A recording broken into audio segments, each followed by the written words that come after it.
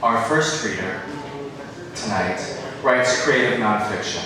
He recently read in Glasgow, Scotland for, in our own words, Glasgow's literary celebration of LGBT History Month. His work has been published in The Gravity of the Thing, and he is currently working on his memoir about being a boy in the body of a girl and the complicated road trip to manhood. He enjoys short walks on the beach and IKEA showrooms. He hopes to one day be the male version of a mermaid.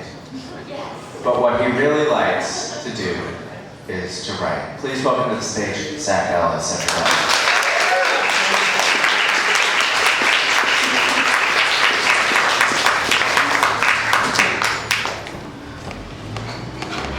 Thank you. I have two pieces that I'm going to read. I'm just going to get into them, so I'm not taking advantage of this. The first piece is kind of on the light side. It's called The Pucker Up. I was just curious. That's the only reason I did it. She suggested it. You'll feel better. It will take your mind off everything that's been going on. Trust me on this. I did. That's what you're supposed to do when one of your best friends suggests something, right? The homepage was Visual Valium, a dark blue background and a cartoon woman with boots and glasses. I suspected she only wore them because some cartoon man had told her they made her look really smart. A word bubble next to her head said, "Start meeting people now." The lone exclamation point and failure to capitalize any other word but start made me relax a bit. Two exclamation points and there would have been a bit more pressure to find someone. Capitalized now and had two exclamation points and I was back in high school at pep rally, where the cheerleaders were yelling for us to show our spirit. That single exclamation mark ushered me in as if to say, honey, have a look around. Maybe you meet someone, maybe you won't. The first step in signing up was to come up with a username. Be unique, it suggested. I chose Zachary William because my ability to be unique had gotten lost somewhere amidst all the sadness I've been feeling. Besides, how many Zachary Williams could there be out there? That name is unavailable.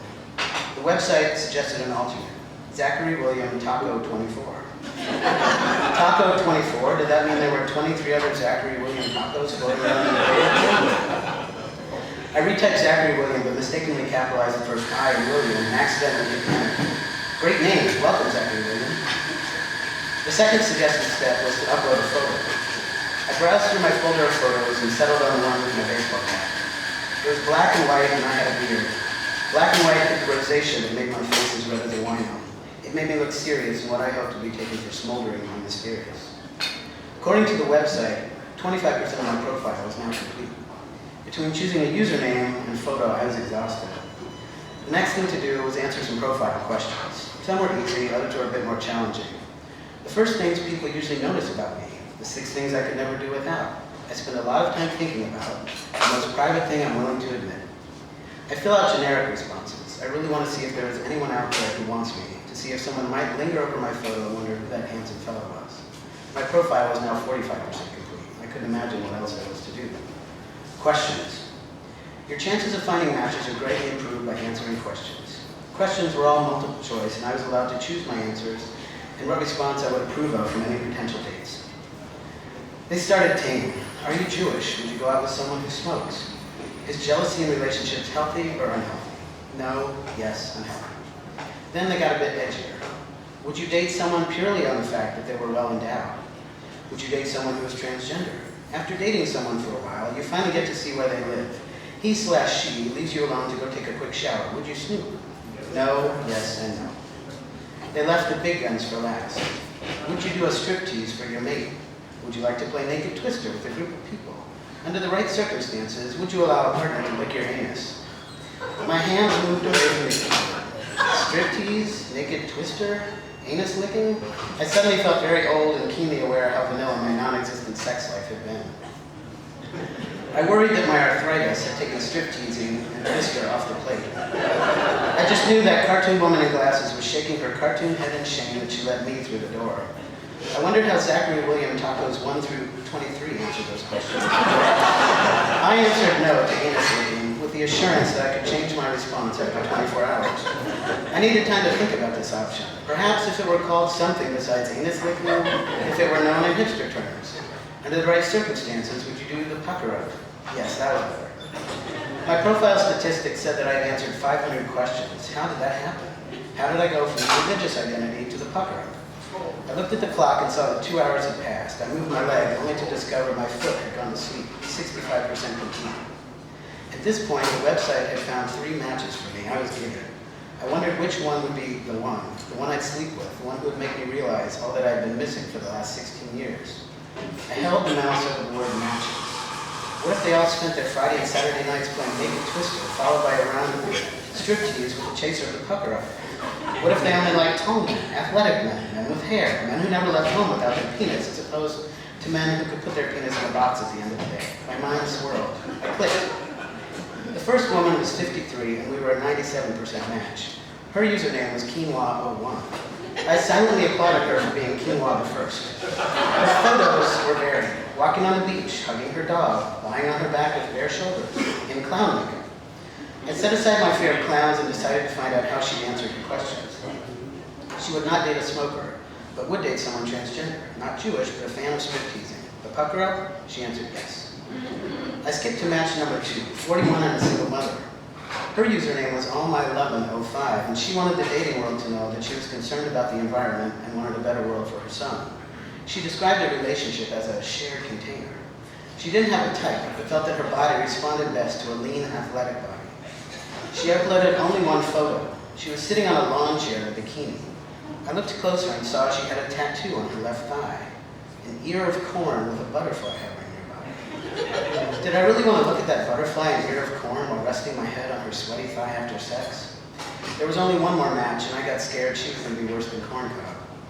I hesitantly looked at Corn Cob's answers. All was well until she explained why she wouldn't date anyone who was transgender. F to M have too many issues and take too much work. Moving right along. Save the best for last, right? Wait. Something about her was familiar. Her username was DoesThatHurt21. I stared at her profile picture. She was on the beach and the sunlight was making her ghost-like. I read in her profile that she was a healer, an artist, and that her hands would be one of the things she could never do without. I read her questions. She was a yes on Naked Twister, striptease, and the pucker up. We were a 95% match. I saw there were more pictures of her. I clicked.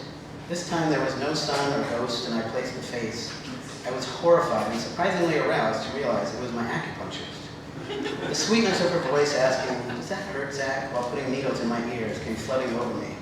I didn't know how to react. Movies were playing in my head of her, naked on a vinyl white mat with colorful dots while someone yelled, "Right hand yellow, left foot blue, pucker up, pucker up."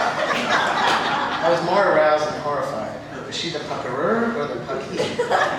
My acupuncture appointment was in 2 days. I left her profile and quickly changed my innocent answer to yes.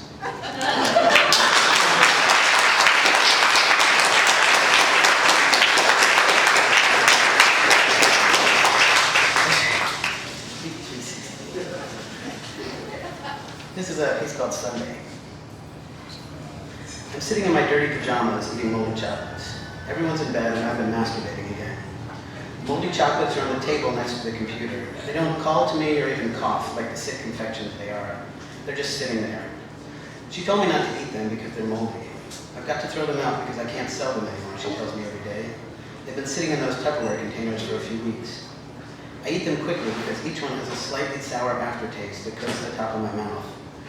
The ganache makes my cheeks hot the same way my body does before I throw up. I hope the next one will make it better so I keep eating. I'm on autopilot. The ones with nuts take longer. The caramels are harder to chew than they were a few weeks ago. My dirty right masturbation hand fingers them, shines them up a bit, and pops them into my mouth. There is no telltale smell when I bring them to my mouth, only the afterglow of a hand darting in and out of my dirty pajamas for the half hour I've been watching xvideos.com. There's a glaring absence of taste. My porn choices have gone from lesbians wearing pearls to whatever downloads are quickest. I feel no compunction whatsoever about wearing the same pajamas I've been tossing in the dirty pile each morning. I remember when I used to care about things like that. I can't quite put a finger on when I stopped giving a shit. We talked the other night, she and I. She wants a Christmas orgasm and would I please help? That's the way we talk about sex now, like a public radio pledge drive. She says, "You don't have to do this if you don't want to." I say, "Are you happy?" She says, "Basically." I say, "I'm not." We talk. For 2 hours, we talk about feelings and emotions, and I think this makes me some kind of fucking hero in the man world for saying what's been on my mind. We agree that we should talk more. We agree it's been a missing ingredient, as if our dying relationship is a souffle we forgot to add eggs to, as we both slap our foreheads in surprise that it tastes like shit, and we start all over again.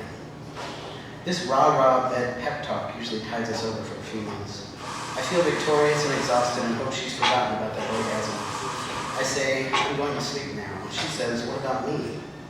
I leave the light on because she wants me to. I don't want to see anything. It's not that she isn't attractive. It's that I don't want to see myself sucking the tits of a woman who quite possibly doesn't love or trust me anymore. I close my eyes and fantasize about anyone, everyone. She wakes up shortly after I wake up to say goodbye before I leave for therapy. She's relented on therapy because my mother has cancer and we might need someone to talk to. When we started to morph into strangers, she said we'd have a serious problem if I continued to go to therapy. That's all about living in the past, she said. We've all had painful childhoods, we just have to get on with our lives. She rubs my neck and kisses my cheek. Affection. She used to do the same thing to our dog on the 4th of July when the fireworks began. Her capacity for canine tenderness has always been enormous. Love you, she says. She stopped using an I with love you months ago. Time management. The moldy chocolates complement my dirty pajamas, dirty masturbating hand, and stillness in the house. I continue to feel a chasm inside of me widen, and I eat more. The moldy heart-shaped ganache is especially tangy. I watch more porn with the sound off. I don't want to hear anything that remotely resembles satisfaction. I come again and still feel the echo inside of me. More moldy chocolates. I open another browser window and check Facebook. 4 likes about that Roka quote reminding me to change my life. More moldy chocolates. The woman in the other browser is about to come, or so it looks like. Her mouth is open. I look at the Facebook window and see a friend has posted another cat video. Money shot, mold, impending vomit. I can't throw up in the bathroom because it's next to my daughter's bedroom and she's a light sleeper. My cheeks are burning. I run to the basement and puke, and the first thing I see is a cat litter box. It's got the kind of litter that clumps. The tears come when the chocolates exit my body. I can't stop them. My body is shaking and I think I'm on fire. I am empty and lie down next to the litter box, my face on the cement floor because I can't move. The cold floor feels so good on my face. I look up to see the cat staring at me from the bottom step. I breathe. I breathe in the scent of cat piss, cat shit, moldy chocolate, and vomit. I am desperate to erase this moldy chocolate porn orgy from my mind. I remind myself that it's Sunday and I might still be trying to watch part of Antiques Roadshow. I tell myself that normal men aren't lying next to a cat litter box, unable to move. I try to think of clever places to hide the empty Tupperware container. I think about art projects my daughter and I can do. I think how glad I am that I shaved my beard so I won't have to contend with picking out litter later. I try to Thich Nhat Hanh and Dalai Lama myself out of that chasm by recalling a quote, any quote, one of my Buddhist friends has posted on Facebook recently. I remember we're all just walking each other home or something like that. I move my face and head slowly up and wipe off the cat litter stuck to my right cheek. I look into the litter box at my handiwork, my loneliness. I scoop it up and throw it away. I spray air freshener to cover the multitude of scents and take the evidence outside to the trash can. I come back inside and my cat sniffs my dirty pajamas, probably wondering why I smell the way I do. I pick him up and we sit in front of the TV and catch the last 10 minutes of Antiques Roadshow to see what people's treasures are really worth. Thank you.